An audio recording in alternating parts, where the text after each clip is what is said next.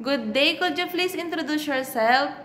Hi, sir, ma'am. Good afternoon. My name is Marby Perez, and I'm 29 years old. I live in Inner Kinikut, Zamboanga City. I graduated vocational, 2 years vocational, Bachelor in Science in Agriculture, and I have 3 children. I'm a single parent, and I have 2 brothers and 1 sister. Okay, tell me about your working experience as a domestic helper. My working experience as a domestic helper, I'm cleaning the house, taking care of the baby, washing clothes, and ironing.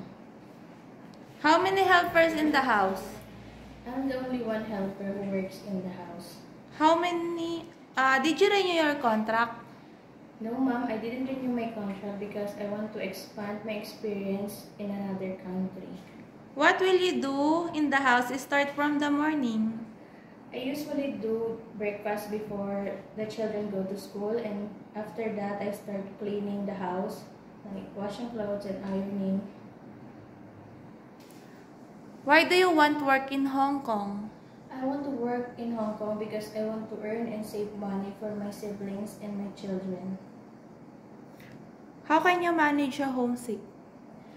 I surely manage the homesick because I will just do busy my day doing my household chore so that I will forget that homesick.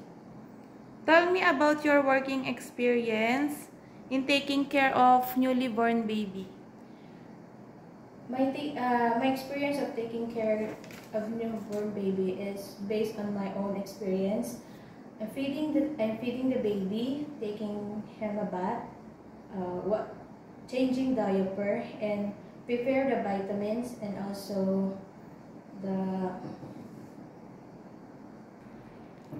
What will you do if the baby has a fever?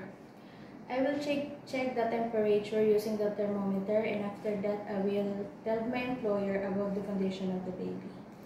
Do you have experience of taking care of elderly? I don't have much experience taking care of elderly, but I did assist my grandma rub the back while taking a bath and changing clothes and diapers. Can you promise not to break your 2 years contract, and how could you manage it? Wait lang. Yes, I promise not to break my 2 years contract by showing positive attitude to my employer. Can you sing a song like nursery rhymes? Yes, I can. Johnny, Johnny, yes.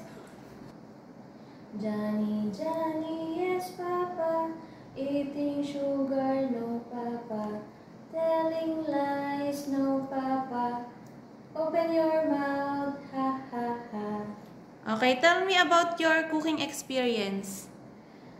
My cooking experience is a simple dish only, like adobo, a Filipino food, like adobo, Bicol Express, and also I have experience cooking Arabic food, but I'm willing to learn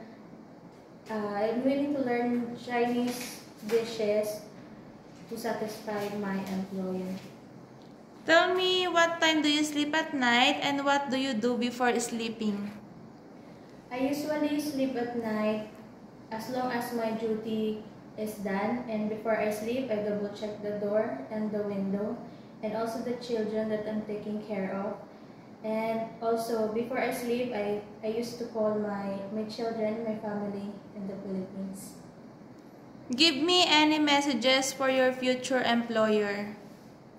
Hi, sir, ma'am. Please choose me to be your... my name is Marby Perez. Please choose me to be your worker.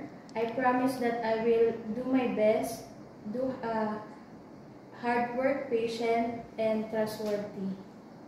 God bless you. Okay, thank you.